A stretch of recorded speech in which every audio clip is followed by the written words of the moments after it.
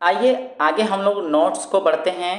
तो आज हम लोग प्रश्न से स्टार्ट करते हैं और वो प्रश्न है, देखिए ध्यान से, ऐसी धातु का उदाहरण दीजिए जो कमरे के ताप पर द्रव होती है, यानी कि कमरे के ताप पर लिक्विड फॉर्म में पाया जाता है।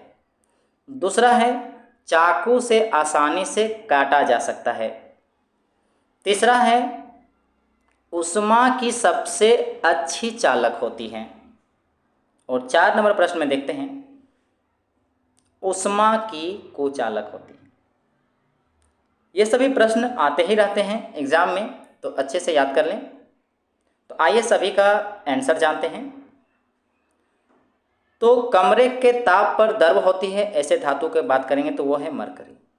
मरकरी कमरे के ताप पर द्रव होती है।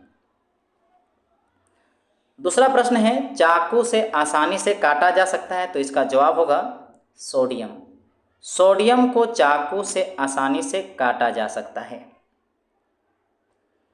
तीसरे प्रश्न की बात करें, ऊष्मा की सबसे अच्छी चालक, तो यहाँ देखिए सिल्वर यानी चांदी ऊष्मा की सबसे अच्छी चालक होती है। और 4 नंबर प्रश्न में बात करें ऊष्मा की कुचालक, तो इसका जवाब होगा मरकरी तथा लेड ऊष्मा की कुचालक होती हैं। अब हम लोग आगे प्रश्न पर आते हैं, आघातवर्ध्य तथा तन्य का अर्थ बताइए।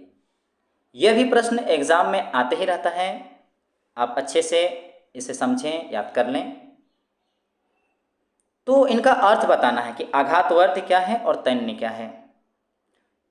तो आघातवर्ध्य, जिन धातुओं को पीटकर पतली चादरें बनाई जा सकती हैं उन्हें आघातवर्ध्य कहते हैं। ऐसी धातुएं जिनको पीटकर पतली चादर बनाई जा सकती है उन्हें ही आघातवर्ध्य कहते हैं। तो अब जानेंगे तन्य किसे कहेंगे, तो ध्यान से देखिएगा। तन्य, तो जिन धातुओं के तार खींचे जा सकते हैं, मतलब जिन धातुओं से तार बनाया जा सकता है या खींचने से तार बनता है, उन्हें तन्य कहते हैं। अब हम लोग आगे बात करेंगे धातुओं के रासायनिक गुणधर्म पर। तो धातुओं के रासायनिक गुणधर्म पर हम लोग जो आज पढ़ेंगे और वो हैं धातुओं का वायु के साथ अभिक्रिया। तो आइए समझते हैं कि धातु जब वायु के साथ अभिक्रिया करता है तो क्या होता है। तो लगभग सभी धातुएं ऑक्सीजन के साथ मिलकर संगत धातु के ऑक्साइड बनाती हैं। ऐसा देखने को मिलता है कि सभी धातुएं, लगभग सभी धातुएं ऑक्सीजन के साथ अभिक्रिया करने के बाद संगत धातु ऑक्साइड बना, अपने धातु ऑक्साइड बनाता है। यानी सिंपल शब्दों में कहें तो धातु ऑक्सीजन से अभिक्रिया करके धातु ऑक्साइड बनाता है। इसे इस प्रकार लिख सकते हैं, देखिए धातु जोड़ ऑक्सीजन, तो क्या बन जाएगा, धातु ऑक्साइड। आइए उदाहरण के लिए हम लोग समझते हैं, जब कॉपर को वायु की उपस्थिति में गर्म किया जाता है, कॉपर को गर्म किया जाता है वायु की उपस्थिति में, तो यह ऑक्सीजन के साथ मिलकर काले रंग का कॉपर 2 ऑक्साइड बनाता है। यहाँ पर 2 उसकी संयोजकता को बता रहा है।